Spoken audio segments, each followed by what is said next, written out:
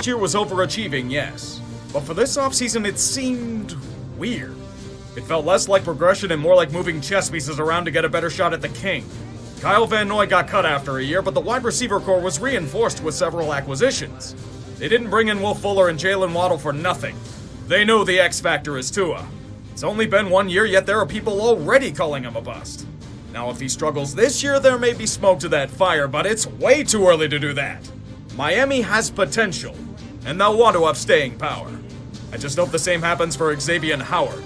He was pissed and wanted out, which would have been devastating for the Dolphins. Fortunately, common sense prevailed and Howard got paid. You see how painless that can be?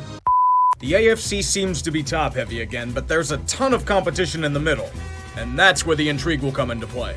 The divisions seem relatively cut and dry. Buffalo wins the AFC East, Cleveland gets the AFC North, Tennessee claims the AFC South, and Kansas City locks up the AFC West. But for wildcards, there's an argument to be made for many teams. For the three I'm choosing, I'm going with Baltimore, Miami, and the Chargers. It was very tough to pick anyone who stands out in that regard. So I'm hoping for a really exciting AFC this season. I have a gut feeling another 10-win team isn't going to make the playoffs again. The Emperor against one of his many apprentices. If there are any coaches that know of Belichick's tricks, it's those from his coaching tree. They usually tend to win against him, even if it's in the homely confines of Gillette Stadium. Both teams know what they need to do with young quarterbacks. Force mistakes and keep the offensive flow methodical and precise. New England wasn't truly at fault. Mac Jones had a very strong debut, and Tua was looking vulnerable, but the Achilles heel of the Patriots? The fumble. It cost them significantly, despite statistical advantages. Belichick was struck down by the lightning of his own disciple yet again. Miami escapes the clutches of the Death Star and forces its destruction. The Patriots will rebuild, however. That has been guaranteed. Buffalo got punched in the mouth last week by a combination of an elite pass rush and shit play calling. They've had to taste that shit for days, and it consumes them. They need to come out and obliterate the next person they see to a pulp. Well, here comes preppy Miami with his plaid blazer and Buddy Holly cut. They're a perfect target, and the pummeling will begin. To make sure everyone sees it, the Bills will do it in the public square. The main course tonight will be pan-seared flipper with a side of scalloped fin. Nothing personal, Dolphins. Buffalo just needed to flex its superiority. There was some collateral damage done, though. Tua got pulled from the game, adding salt to the hypothetical wounds. Now, if Miami caves to Houston's demands for Deshaun Watson as a result, if Tua's out long-term, they might not have a choice. I jinxed Miami with a bid on them earlier in the year, didn't I? Not only did they have that brutal loss last week, but Tua's injury is more serious than first thought. So the Dolphins must settle for Jacoby's backup Brisket at QB. He's the Applebee's of quarterbacks. You only settle for him if nothing else is available and don't feel like spending a lot on a night out. He's okay, but you aren't going to get wowed by him. At least the Dolphins' D showed up. They've stormed out to a 14-point lead against the Raiders. This calls for a bubble screen at their own 1-yard line. I didn't stutter. There weren't any goddamn blockers for Waddle. What did you expect him to do, warp 10 yards due to net lag? What have you done, Miami? You gave Vegas life! Derek Carr is back to his 2016 form and is thrashing defenses left and right. The Raiders have a defense that isn't refuse? How the hell am I saying these words? Oh, thank God the Raiders are falling into a black hole of inconsistency. Miami, even with backup Brisket, are putting up a fight deep into the fourth. Same old Raiders. You leave Oakland, yet you give up big penalties to allow them a chance to score. Rush coming. Brissett steps up. Brissett, the fake, and he's in! Touchdown, Miami! It's successful, but they need the 2-point conversion as well. Brissett, fake the handoff. Throws it. Complete! There's the vintage Raiders. Have the win locked up and somehow find a way to squander it. Fortunately for them, this seems to be a different group than past years. They don't shit themselves when faced with adversity. Gruden must have instilled that hard-nosed old-school mentality of fuck everything and go balls out, and it's worked wonders for the offense. They do just enough to hold on and win. We'll just ignore this uncalled pass interference against the Finns, but that's punishment for throwing a screen at your own fucking 1-yard line. Everyone prepare to be sucked into a black hole. Raider Nation will soon consume us all. Have you ever seen their fan base when they're successful? They rival Cowboys fans in their magnitude. We're fucked, aren't we? When you make the Indianapolis Colts offense look competent, you have serious goddamn issues that need to be addressed. Miami, did you roll over and die like the Marlins did? At least no one gives a shit about them but you? You're supposed to be fucking playoff contenders! And you're pushing out wet farts like this? The offense didn't do jack and or shit until the fourth quarter. You know, when the game is all but over, I can receive a goddamn old European castle as compensation, but it doesn't matter if it's 3 years late. They made the Colts look like the playoff candidates they were supposed to be at the beginning of the year. With all of their injuries and stained glass Wentz?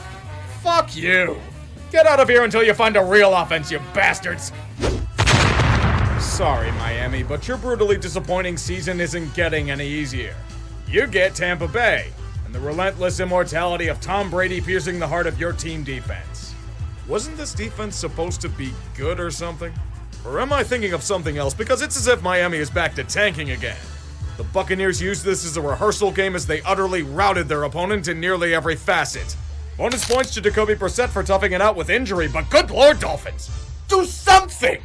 Don't just let Tampa Bay do this shit for you! Where's the overachieving spirit you had last year?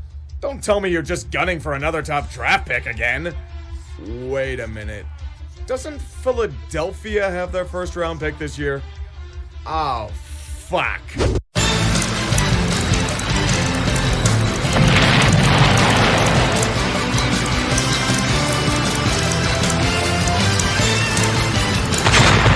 Tank Bulls.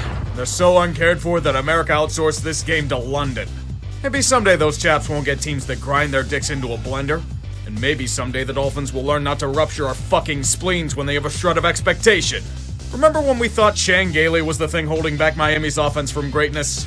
Yeah, those were some good times. This team is such fucking trash they're strangling fish in the ocean. Jacksonville has lost 20 consecutive games to this point, yet with how badly their everything is played, Urban's gonna be looking for young tail at a club tonight. Maybe he'll find an exotic girl named Tua Turndabalova. Despite the Dolphins' 17-3 lead, we realized that Trevor Lawrence was hyped as a top draft pick. In spite of being handicapped by shitty coaching and no talent, the Jags are sneaking their way back into this game. Be lucky that this nearly botched punt was inconclusive. The fact that it's this close, this late, I smell bullshit on the horizon. 54-yarder, nope. And got it! The fuck, so now we're imitating free kicks because we're in England? Good to know. And good to know the Dolphins are back to tanking even though they don't have their first round pick. You worthless assholes. I don't even want to see the final drive for Jacksonville. Just end my life in perpetual disappointment. To win it. It's away, and he got it! Jacksonville wins their first game since Phillip Rivers was dadgumming the field. Fuck you, Miami. But to cap your blowholes with flex tape. I had faith in you cunts! Welcome to how Houston felt last year, boys. You blew it! It's been roughly 10 games where Tua Tagovailoa has started in the NFL. It does not matter. The Dolphins are desperate for their new savior.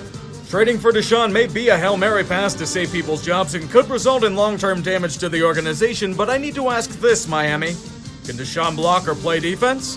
Tua may be what people call limited, but he's not even the biggest problem on the fucking offense. What is he supposed to do when the Atlanta Falcons are apparently giving this coaching staff and defensive scheme fits? Yes, Kyle Pitts is really good, but how come they're allowing him to make things way too easy? Hold on, right, Tua threw a couple of really bad picks, so that means he's going to have to go into witness protection for his own safety. Miami's gonna turn that poor fucker into a belly dancer. But before that, he helps to allow Atlanta to deal with the tradition of falconing late in games. It's an ancient ritual so honored you'd think it was Passover. Another blown double-digit lead? Jesus Christ, what did I tell you about your addictions earlier? You're seriously gonna have me believe that the Falcons are going to march down the field thanks to the Dolphins' shitty defense and win? Atlanta did make it to the World Series, however. It is in the realm of possibility. And Younghoe Koo is automatic.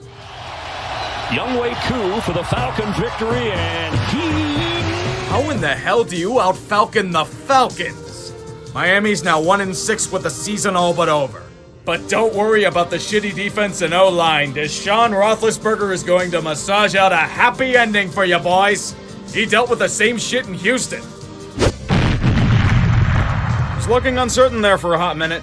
Buffalo was doing everything they possibly could to keep Miami in this game. It's not entirely unjustified though.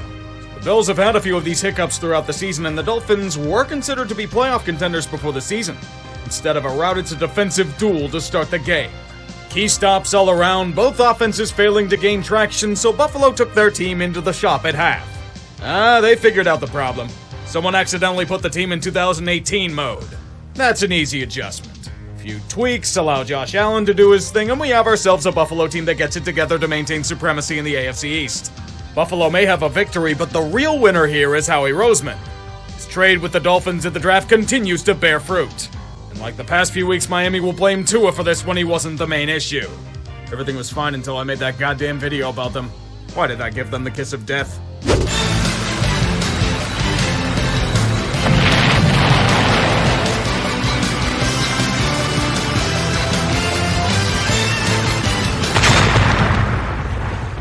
This is how Tank Bowls should be played.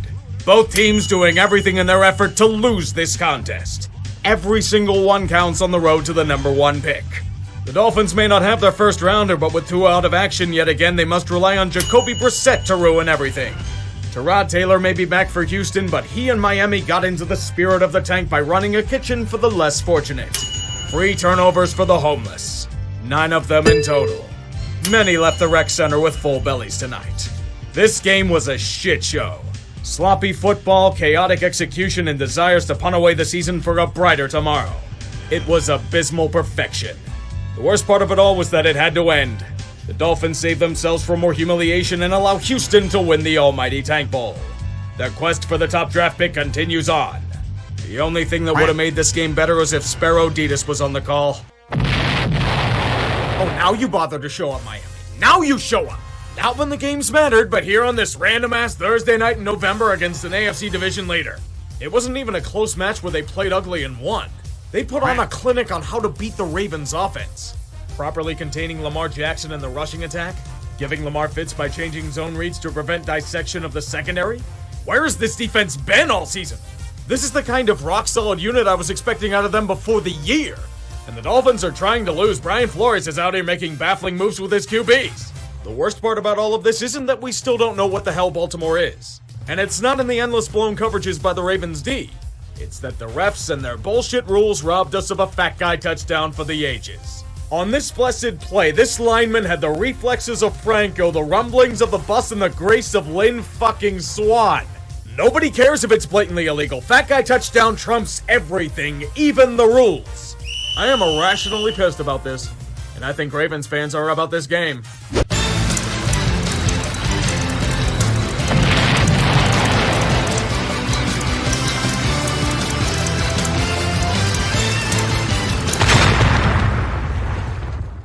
Jets know that Tank Bowls need to be special occasions. The fans may want to see if Mike White can bounce back after a terrible game, but there is no need. This event needs a master of ceremonies. And that man's name is Joe Flacco. Who cares about figuring out what we need for the future? New York needs to win football games, the executives will cry. But I know why you started the master of the checkdown. It's for that wonderful tank. Miami doesn't have their pick this year and you wanted to do them a solid? That's relatively noble of you, thinking long-range game by losing to the Dolphins in a game that just existed. Besides a really solid performance from Tua, there was nothing all that notable about it. Ask anyone on the streets of New York about this match and you'll just get puzzled looks on their faces. It was a contest that was only played to fulfill TV contract obligations. Maybe for Miami to believe they have a chance of sneaking into the playoffs? Possibly? Certainly nothing that the Jets will want to remember. Does everyone remember when Miami was this close to trading away Tua Tagovailoa because he apparently sucked or something? After games like this, balking on the Deshaun trade looks wise. The Dolphins may have a steep uphill battle to make it back to relevance, but they are riding a 4-game winning streak. And a good deal of it is thanks to outstanding defense and to a strong performance against one of the better pass defenses in the league. It was a statement for Miami, and I simply hope it isn't too late for them to salvage anything on the year. On the other end, for Carolina and Cam Newton, it was pure depression. Today we all remembered cold realities. Their offensive line is broken and Cam's shoulder is fucked. With Super Cam putting up incredible stats like going 5 for 21, 2 interceptions, and a 5.5 QBR. Is it any surprise that he was benched in the fourth quarter? I'm watching a career fade to nothing. The reasons why New England chose Mac over him in August are on full display. This Panther was poached. And it's a slow death when you're visibly wounded in the jungle. And this point, New York is begging to be executed at the same time the Bears are. If not to end the pain of Gettleman, to give them a higher draft pick as compensation. Good news for those cynical bastards, the G-men are ailing with severe injuries on the offensive side of the ball. Guys like Tony Shepard and Danny Derps, all gone. You will suffer through Mike Glennon flailing around driving offenses into a brick wall and like it. The Giants defense will do everything they can to try and keep it close, but it's absolute agony to New Yorkers watching at home. Tua's been quite efficient despite his less than gaudy numbers and does enough to get Miami home with a victory in hand. Some will argue that it's the Giants. They're terrible and they needed to lose for their long-term health. That's true, but it doesn't erase that the Dolphins have won 5 straight and have nearly salvaged their season. I wonder if they can pull off the impossible. Miami has their bye week coming up, but get a soft opponent in the Jets afterwards. No fuck-ups, Dolphins. That's the only way you make it to the playoffs. We can all agree this year has been insanely fucked for the NFL. Most games like the last one we recap feel like they're on some kind of drug cocktail. It's exhausting to follow this league some weeks. The only benefit is in memes fresh out of the oven. You thought it couldn't get worse. An old friend has reemerged onto the scene. Corona-chan is back from her lengthy vacation and wreaking havoc on every sports league throughout America. The NFL has felt her wrath hard. You may have noticed all the coughing last week. It was for good reason. Over 150 cases in the league over a 5-day span. It's not Pokemon to catch. Coronavirus is running a train throughout multiple organizations. Cleveland and the Rams have over 25 players in COVID protocol. Washington has over 20. Other teams like the Bears, Texans, and Lions are getting wrecked as well. 8 teams are in enhanced COVID protocols. This is the worst case scenario we were fearing last season, and we're seeing it happen in front of our eyes. The NFLPA pleaded with the league for games to be postponed, but of course they waited until the last moment. In a shocker, the Shield cared more about game integrity than cold hard cash. The Saturday Browns and Raiders tilt has been pushed to Monday.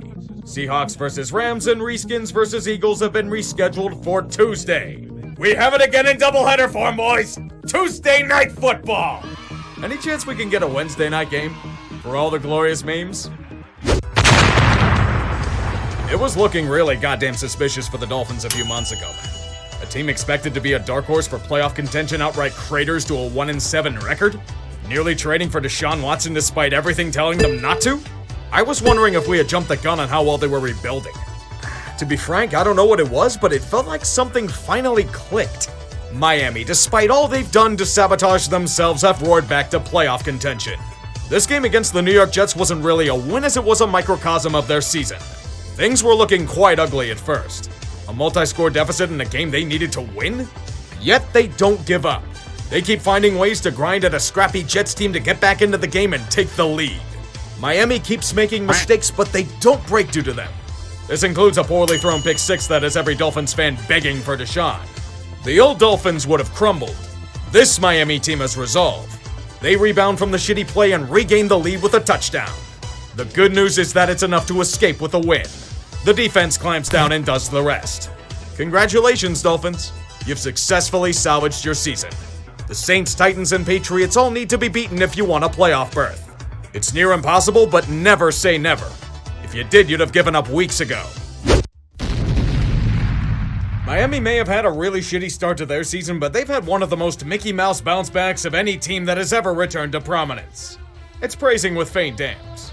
Look at their schedule during their winning streak and find me a legit opponent on it not named the Ravens. New Orleans, despite their contending status, was as much of an opponent as an old local boxer facing prime Mike Tyson. Do you want me to be stunned at how a team with 22 players in COVID protocol can't conjure a competitive spirit? That list including Trevor Siemian and Taysom Hill? They're forced to start rookie and 90s nostalgia Beatty and book it. He wasn't good, but I can't shit on him that hard. The Saints were starting a scout team O-line and receiving core in tandem. Book was sacked 8 times and ran for his life on most of the other plays. Miami didn't look insanely impressive, but against this shitty competition, it's more than good enough. A 7-game losing streak has been countered with a 7-game winning streak. But their next 2 opponents won't be as easy as this. The real bad news is since Bookit didn't win, we will not be getting a free personal pan pizza from Pizza Hut. It's the true tragedy of this outcome. We thought this was going to be a good game to watch. It's not that Miami's been playing insanely weak opponents during the winning streak. Have you seen how well their defense has been? I was considering this as well, not gonna lie. In our cold reality against the Titans, rain wasn't the only thing hampering the Dolphins. It was their entire damn team. The defense was dead on arrival, the offense followed suit, and Tua developed a fumbling fetish so deadly that he's now indebted to the Triads. The soft schedule narrative is swelling with pride in this outcome. Miami is flopping on a beachhead. Tennessee knew the stakes of this game and slapped their southern opponents silly.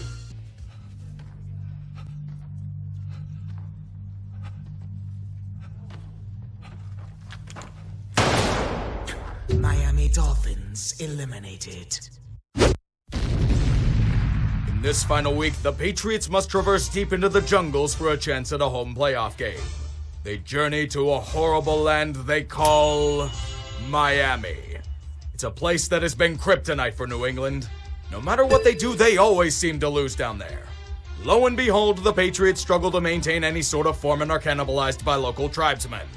I feel like I'm merely replaying old seasons, since they were quite sloppy against the Dolphins. Stop me if you've heard that one before. Miami gets out to a convincing lead early and never lets it go. Despite a rough start that'll have them kicking, the Dolphins finish strong by winning 8 of 9. I have a question. Will the real New England please stand up? They've had some serious struggles against teams not named Jacksonville these past few weeks, and this loss merely reinforces those narratives. They have a rematch of destiny back in Buffalo, and they better hope that the winds are gusting up to 50 miles per hour again, for Bill's sake. This has been a season. So many twists and turns that it's hard to conceive with the naked eye. If you were looking at this year seriously, it was absolutely exhausting. But do you know the true bounty to cherish? The memes. It was fucking gold for this economy. Thanks to incredible collapses, fantastic comebacks, Urban Meyer's coaching tenure, and whatever the fuck Antonio Brown did in the Jets game. I really thought this team was on the right track. I even made a goddamn video about it a year ago. Did I jinx them? Or did I completely misread the situation? I get there were health issues and the offensive line was hot garbage. But those ugly losses against the Raiders, and Atlanta, and Jacksonville in the London Bowl, you're probably gonna want those back. Failures as ugly as the whole Deshaun Watson saga that never ended up happening. It looked awful. But when you rattle off 8 of 9 wins after starting 1-7, I find it impressive. Even if most of their opponents were what you'd call easy. The fact that they rallied around themselves to overcome an incredibly shitty start should be signs of progress, right? Just like Will Fuller's projected performance in this offense, it was deceiving. Tensions had boiled underneath with a civil war brewing between Chris Greer and Brian Flores. There were grumblings that Stephen Ross wasn't happy with Flores fucking up their precious tank a few years ago. And they were all but confirmed when Miami jammed an axe in his back. When an owner allegedly offers $100,000 per loss in 2019, that's an ethical issue. One that ruins the sanctity of the game. It's become a he said, she said slap fight. The Dolphins have become a circus. And this kind of shit is how bad franchises stay bad. Mike McDaniel might be a good coach for them, but I can't take a franchise seriously when they shit on the main reason why they were able to revive. Not to mention Flores is suing the NFL for alleged discrimination. There's a good chance he may never get a job in the league again. And it's a damn shame. The Shield doesn't like those that bite the hand that feeds. And Ross might be joining him in the Colts soon enough. That spineless boob at least deserves it.